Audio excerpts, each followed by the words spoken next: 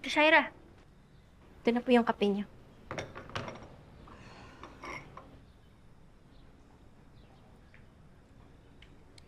Ano ba to?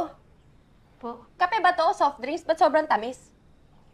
Ay, Tita Shay, sorry po. Ganyan po kasi ako magtimpla ng kape. Eh, di naman po sinabi na bawasan yung tamis eh. Kasi Opo. dapat sa edad mong yan, nag-iisip ka na, di ba? Alam mong puyat na puyat ako kagabi. Di ba? Ang dami nangyari sa akin. Tapos ano, ibibigyan mo sa akin sobrang tamis na kape? Ha? Ayaw niyo po ba nun, Tita Shay? Unting tamis para gumanda po yung pananaw niyo, ganon. Ulitin mo siya. Para gumanda po yung pananaw niyo, ganon. Ha? Ha? Witty ka? Ha? Witty ka? Paano yun? Nakakatawa Bakit mo ka? naman sinabuyan ng bata? Hindi naman ho kailangan gawin yun.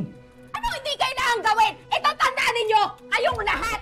Wala kayong karapatan para sabihan ako kung ano ang dapat at hindi ko dapat gawin dahil pamamahay ko to at mga palamunin na kayo! Kaya ikaw, ito tatandaan mo. Hindi porket anak ka ni Leon, hindi kita papatulan. Tama na! Naiintindihan mo? Sumusobra ka na! Tama na!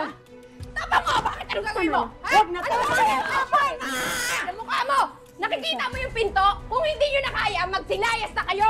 Magpasalamat kayo dahil may misyon pa kami ni Leon dahil kung hindi, hindi ko hakayaan na umapa kayong lahat dito sa pamamahay ko! Mga walang kwenta! Kumuha ka na. Tama na.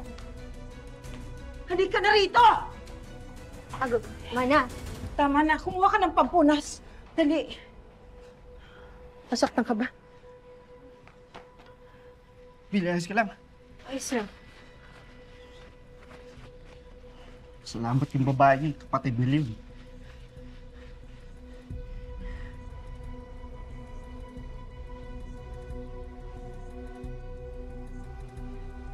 Sana hindi nyo na ako pinigilan eh. Alang-alang kay Leon. Huwag na nating palakihin pang gulo. Tama. Huwag niyo na sabihin kay tatay. Ang dami ng problema.